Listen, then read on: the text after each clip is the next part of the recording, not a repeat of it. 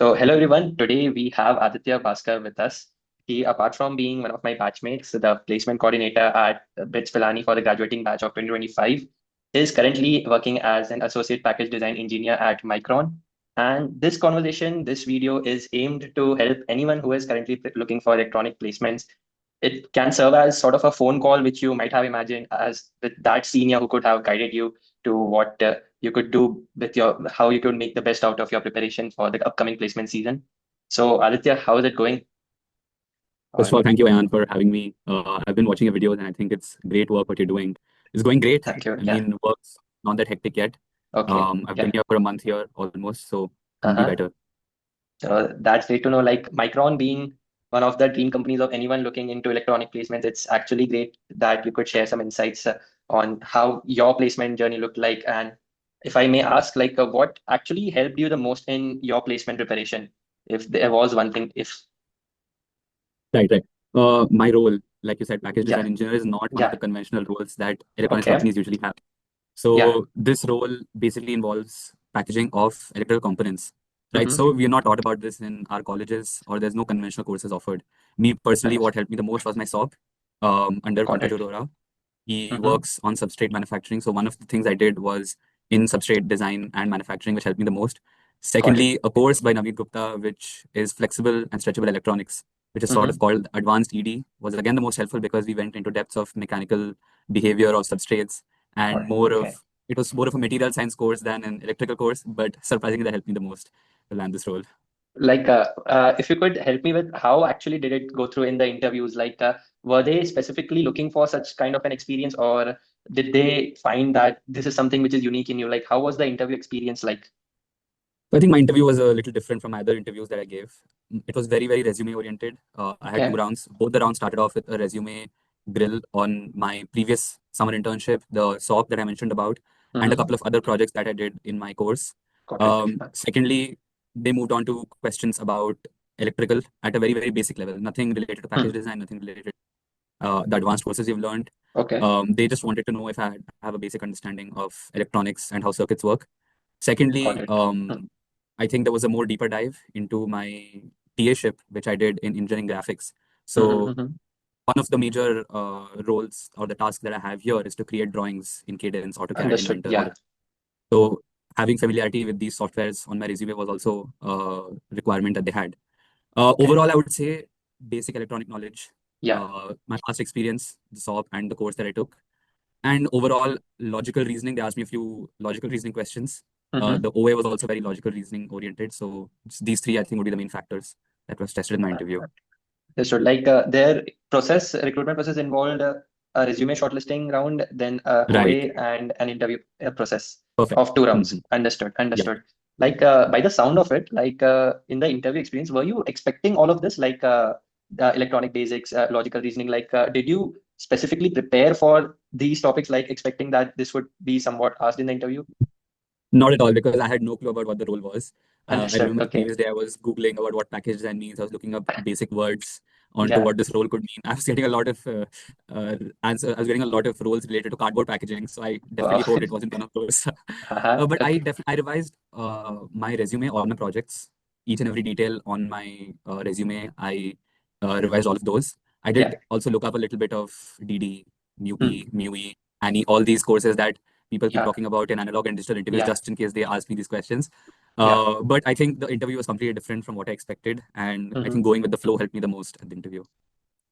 Understood. Like, out of all the topics which you just mentioned, now that you have cleared the recruitment process working at Micron, what do you think? Like, what are the topics which someone has to know, and without fail, those would be the most crucial topics which would be tested in the interview.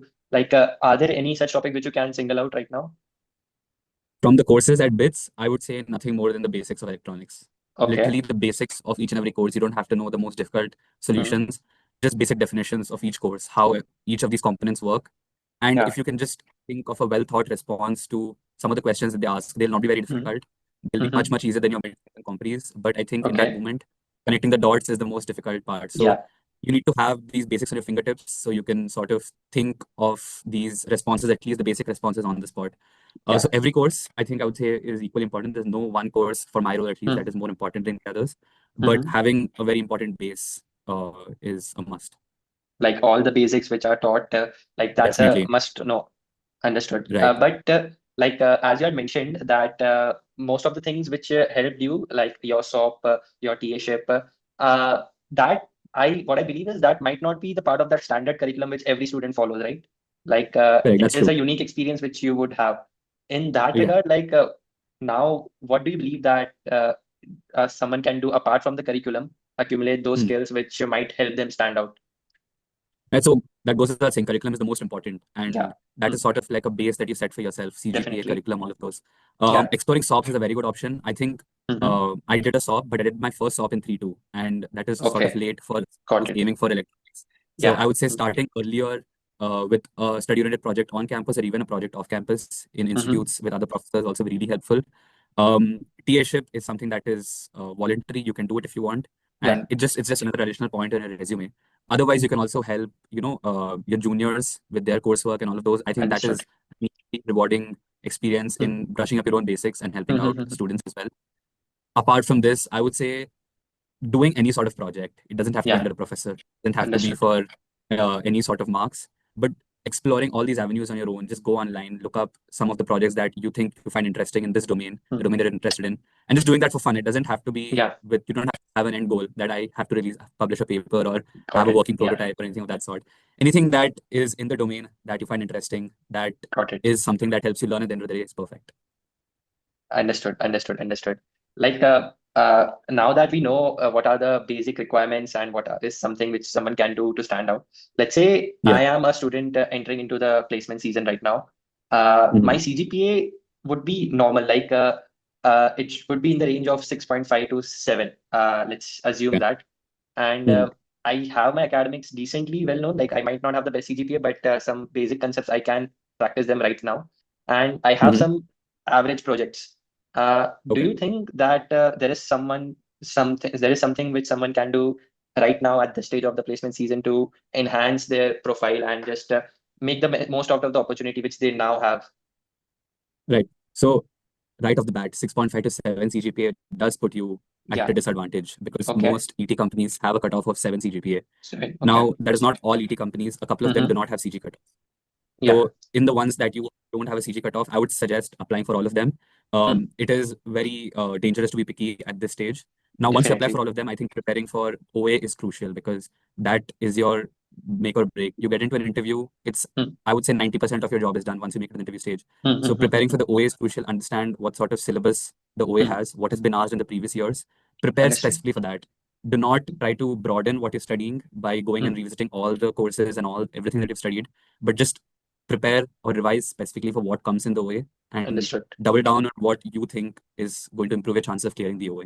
Once you've cleared the OA, I think now you can go back and talk to seniors who cleared Yeah. these interviews, who have given these interviews before, and again double Got down it. on firstly your resume and Yeah. secondly whatever they've Mm, asked in the interviews previously. I think that mm, is the way to go.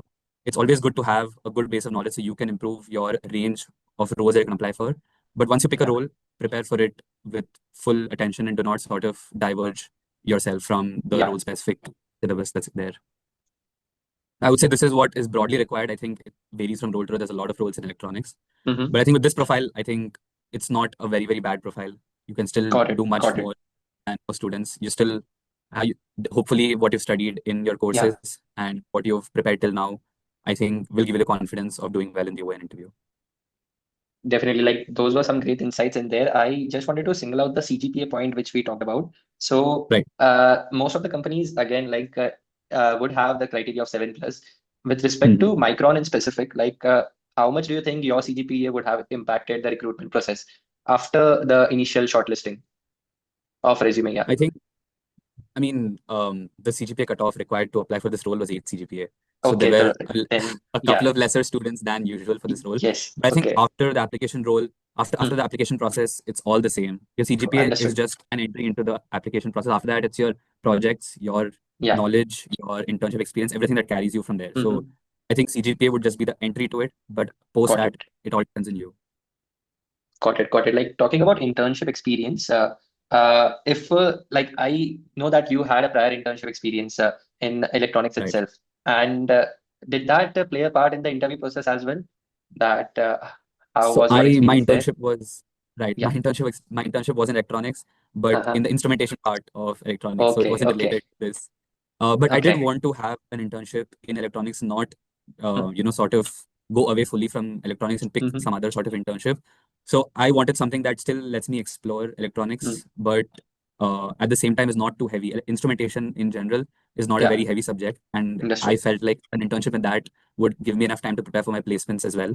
Got it. So Yeah, not directly, but definitely it yeah. was a point in my resume, and it definitely was a sort of anchor where the interviewer Mm. did ask me a lot of questions on. I think Mm. having an internship definitely helps. In it might not be in the domain that you would want to get into directly, but laterally in Mm-hmm. the phase that you want to get into, your interviewer will definitely know that sort of company or the sort of role Mm. that you were in, and I think that helps Yeah.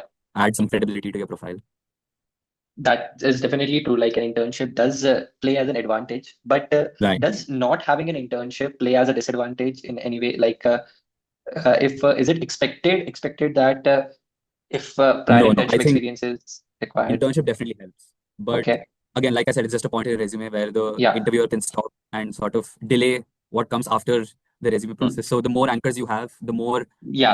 Got it. Mm. interviewer is in your strong point. So you can defend yourself better.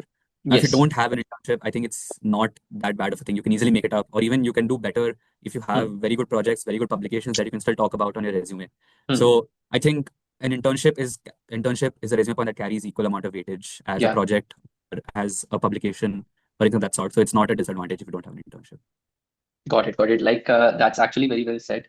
In that regard, like internships being such an important part of any electronic core placements, like most of the placements, like many ET companies, as far as my knowledge goes, they prefer an internship based placement model. Like, am I right in saying that? Right. Firstly, Yeah, yeah, definitely. understood. So, what do you think that someone can do to firstly get an internship? Like, it can be on campus, it can be off campus, but what do you suggest for the best way in both cases?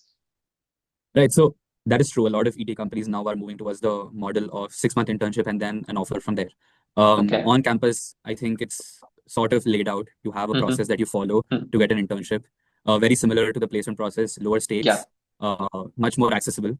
Now, Mm. off campus is the real challenge because a lot of Mm. companies do not release the 6 month internships to off campus roles. Mm. So Okay. if you have to really get one, I think I would suggest reaching out to someone in the company Mm-hmm. who can give you a referral or who can connect you with someone who's responsible for the 6 month internships. Yeah. They will reach out to you if there is an existing program or a tie-up with your campus. They can sort of guide you to there. Or if there is not, you can still explore that avenue with them, and they can sort of give you Yeah. some guidance on how you can get to them or how you Mm. can apply for their process for a 6 month internship or a 2 month internship.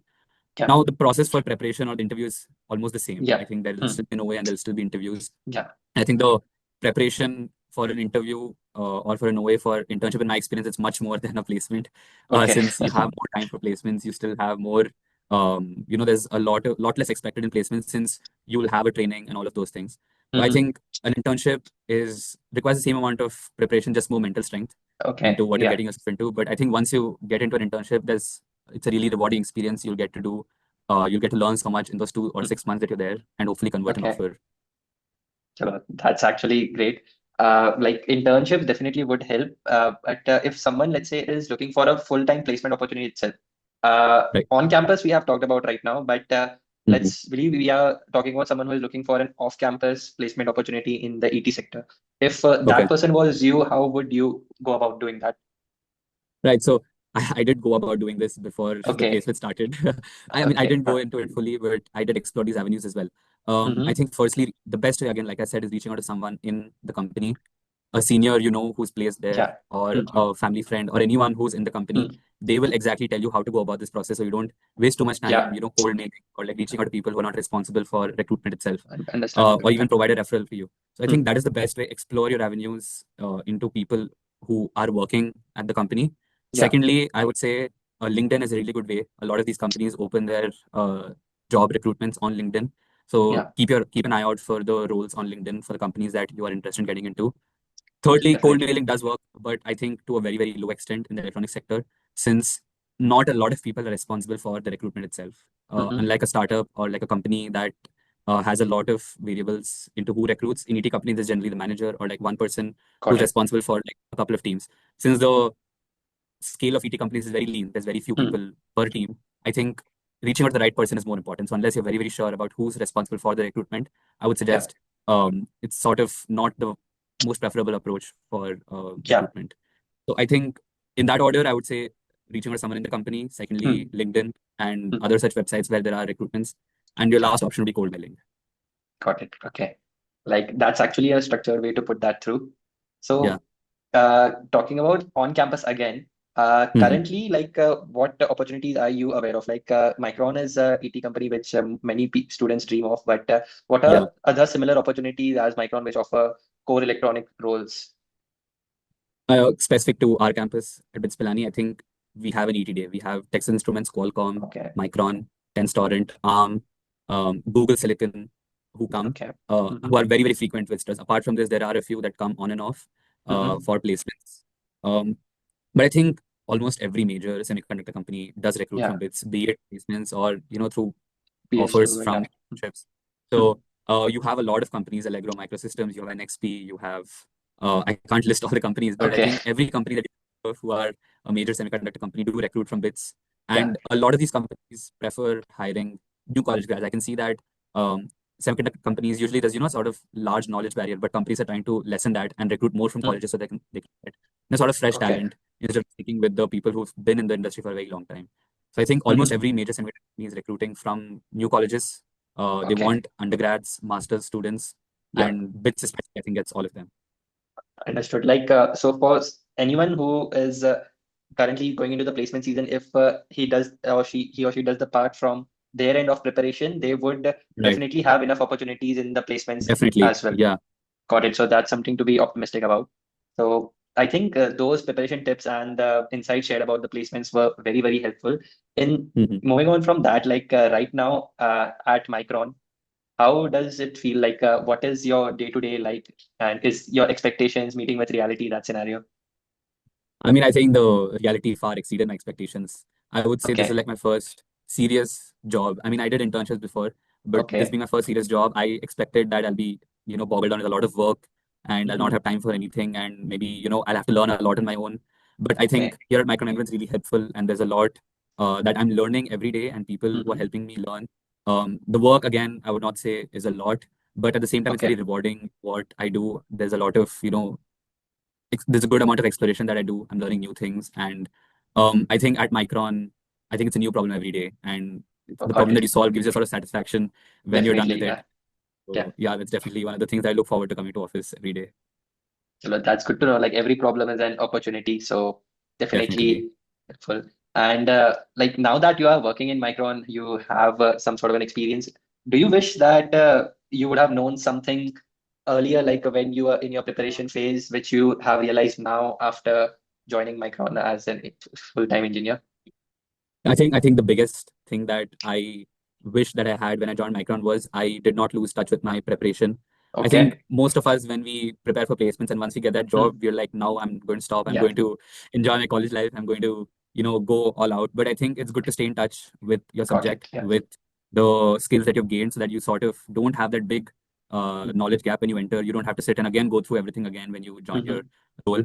And I think that is one of the things that I wish I did before joining Micron, stay in touch with the skills and sort of polish my skills a little more. Got it. Definitely helpful regarding that as well. And now just imagining that I am a junior and you are in a conversation with someone who is Mhm. getting into the placement season, would there Mhm. be anything further which you would have wished that you could have informed them before? I think electronics is a very unique sector in the way that you will see a lot of people talking about it, but very few people Hmm. seriously preparing for it. And I think that Okay. can sort of lead you to get disheartened. You see people around Okay. you who are putting in much less effort and still getting the roles that they want, and you might feel Hmm. like you're putting a lot of effort. You feel like it's a zero-sum game. But I think even though it might seem slow and challenging, there might not Hmm. be a lot of wins along the way. I think if you keep at it eventually and if you are consistent in your effort, I think it'll definitely pay off. So I would say just be patient, be Yeah. consistent, and it'll definitely pay off. Your effort will definitely pay off. Chalo, that's actually very, very good, Aditya. Like it's perfect way to wrap this up. And I hope anyone who would be aspiring to get into electronics gains value from this. Thank you very much for taking out the time to do so. I feel this was a very structured conversation. Like it was very easy to follow through for me coming from a non-electronics background as well. So thank you very much for sharing those insights, and I hope the very best for you at the Micron journey as well.